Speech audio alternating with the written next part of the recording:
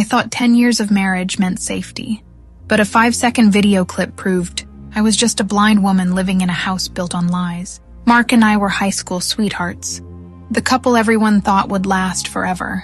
We built a beautiful life in a quiet suburban neighborhood, or so I thought until Mrs. Gable moved in next door. She was a retired nurse with sharp eyes and an unsettling habit of watching the street. One Tuesday evening, she stopped me by the mailbox, her expression a mix of pity and hesitation. She told me my husband waved to her back window every single afternoon, right after my car pulled out of the driveway. I laughed it off at first, assuming he was just being neighborly, but something in her eyes made my stomach drop. Before we dive into how a simple wave destroyed my entire world, make sure to subscribe so you don't miss how I handled the aftermath. I asked her to show me her security footage, expecting to see Mark waving at her garden. Instead, the video showed my husband standing on our back deck, waving a bright white towel toward the wooded trail behind our house. 10 seconds later, a woman emerged from the trees and walked right into my back door using her own key. It was Chloe, my absolute best friend since college. My heart completely shattered into a million pieces. The betrayal was a physical pain that suffocated me as I stared at the grainy monitor.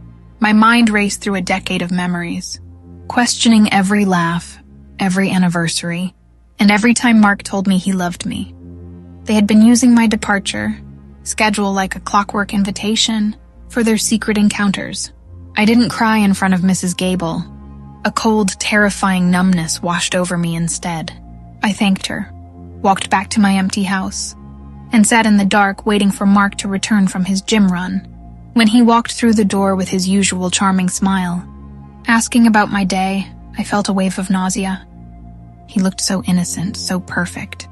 Yet he was a monster wearing the face of the man I loved. I realized then that a standard confrontation would only lead to gaslighting and hidden assets. He would lie, minimize, and protect. Chloe. I needed to act normal while planning a departure he would never see coming. For the next 3 weeks, I played the part of the doting wife, pouring him coffee and listening to his day, all while my chest burned with a mixture of intense hatred and profound grief. Every time he touched my shoulder, I wanted to scream, but I forced myself to smile. I quietly visited a ruthless divorce attorney who advised me to gather undeniable evidence before filing.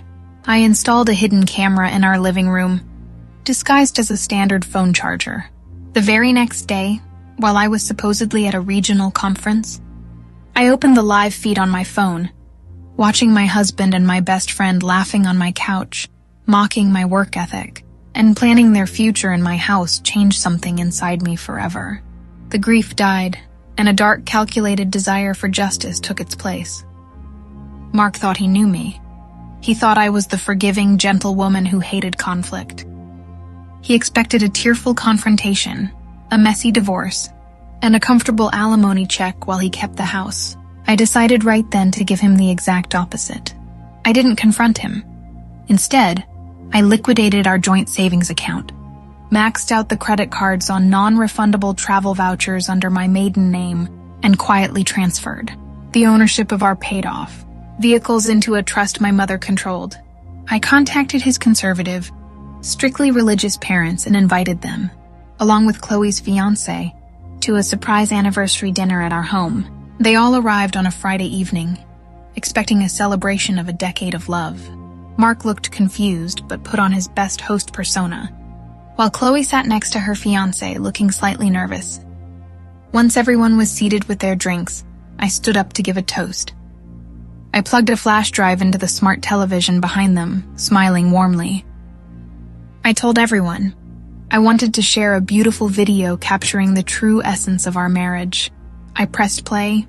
The hidden camera footage filled the screen in high definition, audio perfectly clear, showcasing Mark and Chloe's intimate betrayals and their cruel jokes about everyone in the room. The silence that followed was deafening, broken only by Chloe's fiancé slamming his glass down and walking out. Mark's parents looked at their son with utter disgust before leaving without a word. I handed Mark the divorce papers, already signed by me, along with the keys to an empty bank account. He was completely ruined socially and financially by the one decision he never expected me to make. absolute silent exposure. If you've ever had to find extraordinary strength in the middle of a betrayal, share this story with someone who needs to know they can survive the storm. What would you have done if you saw that security video? Trust your instincts, because the people closest to you can hold the sharpest knives. But a broken heart can always be rebuilt into an unbreakable fortress.